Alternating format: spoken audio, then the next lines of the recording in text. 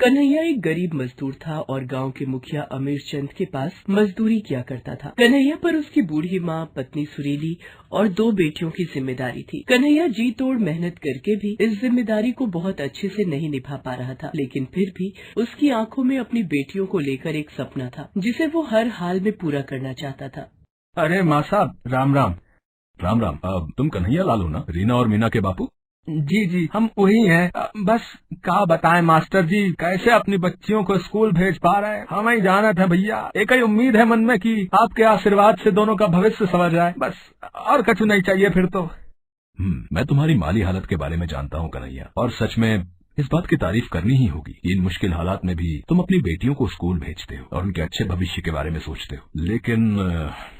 लेकिन का माँ साहब है, का हो गया? दोनों मोड़ी पढ़न में मक्कारी करत है का? आप हमें बताओ, हम दोनों के दिमाग आज ही ठिकाने पर ला देंगे। हाँ बता रहे।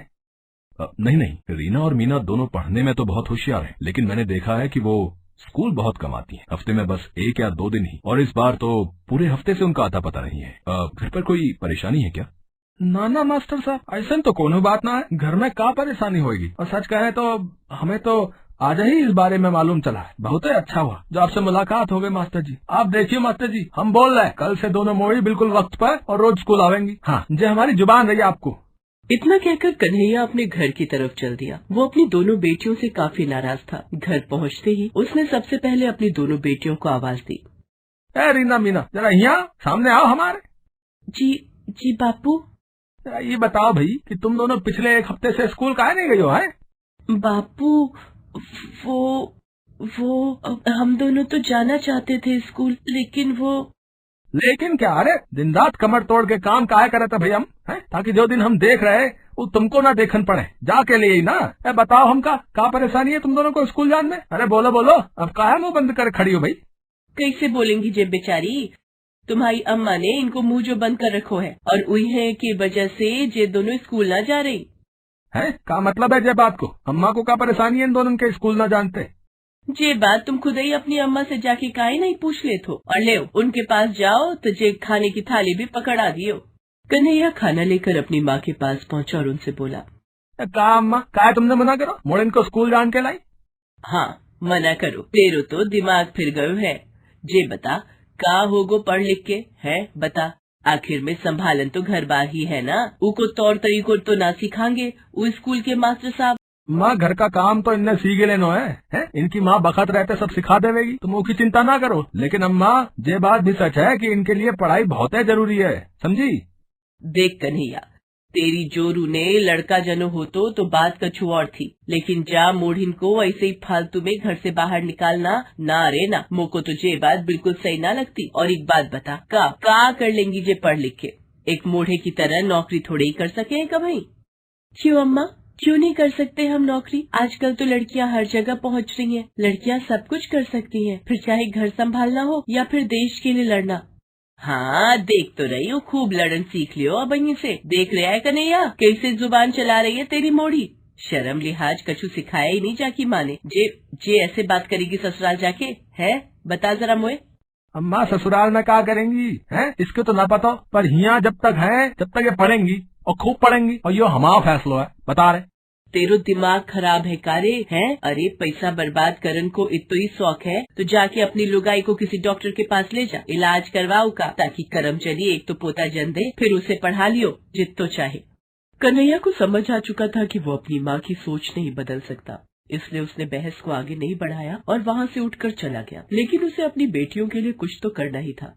सुनो तुम दोनों, अम्मा से बहस करने की कोई जरूरत ना है, समझी? लेकिन स्कूल छोड़ने की भी कोई जरूरत ना है। अरे पर कैसे? जे दोनों जैसे ही स्कूल के लिए तैयार होते, तुम्हारी अम्मा एकदम लाउड स्पीकर की तरह चिल्लाना शुरू कर देते। अब से तुम दोनों हमारे साथ निकलोगे स्कूल के लिए, अम्मा जो कहे बस सुन लो और वही वक्त भूल जाओ, समझी? लेकिन परेशानी बस इतनी सी ना है जी, और स्कूल की फीस भरन के लायक कुछ ना बचो तो फिर? है तो चिंता ना कर सुरीली, है मैं करता हूँ कुछ इंतजाम। कन्हैया अपनी दोनों बेटियों को पढ़ा लिखा कर कामयाब बनाना चाहता था और इसके लिए वो हर मुश्किल से लड़ने को तैयार था। अगले ही दिन वो मुखिया के पास गया और बोला, मुखिया जी राम राम। हाँ राम राम। बता कन्हैया का हुआ? वो मालिक कछु मदद की जरूरत थी, दोनों बच्चन को स्कूल भेजे खातिर। भाई सिर पर छप्पर की छत है, चूल्हे पर चढ़ाने को राशन नहीं है, और तुझे अपनी बेटियों को स्कूल भेजने के लिए पैसे चाहिए है? मालिक कहा है ना कि बिना छत और बिना राशन के गुजारो करना तो सीख लिया है, लेकिन उम्मीद के बिना ना जी सकूं मालिक। सोते जागते बस एक ही सपनों है कि दोनों बच्चियां खूब पढ़ लिख जावे। अच्छा, और पढ़ा लिखा के करवाएगा क्या उनसे? है यहाँ गांव में तो उन्हें कोई काम देगा नहीं, और नौकरी करने गांव से बाहर भेजने की तो ना है तेरी हैसियत, और ना यहाँ का रिवाज ही है। तो बता क्या करेगा उन्हें पढ़ा लिखा के? मालिक अब आप पूछ रहे तो बता दे तू। वो कहा है कि हमारी जिंदगी में एक और सपना है कि हमारी औलाद देश के लिए लड़े, मतलब कि अपनी बच्चियों को फौजी बनाना चाहता हूँ मालिक।